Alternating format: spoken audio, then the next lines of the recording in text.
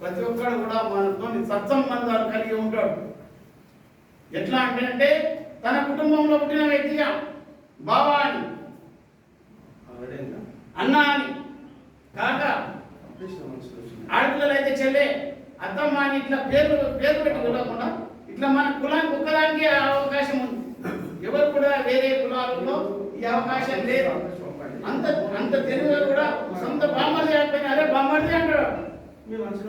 అంటే వేరే తన సొంత బామ్మర్ది కూడా పిలుస్తాడో లేదు, కానీ మన గవర్నమెంట్ మాత్రం అరే బామ్మర్ది బావా అంటే అంత సన్నిహిత సాహిత్యాలు అన్ని సన్నిహితంగా మనలు కూడా తక్కువేం కాదు.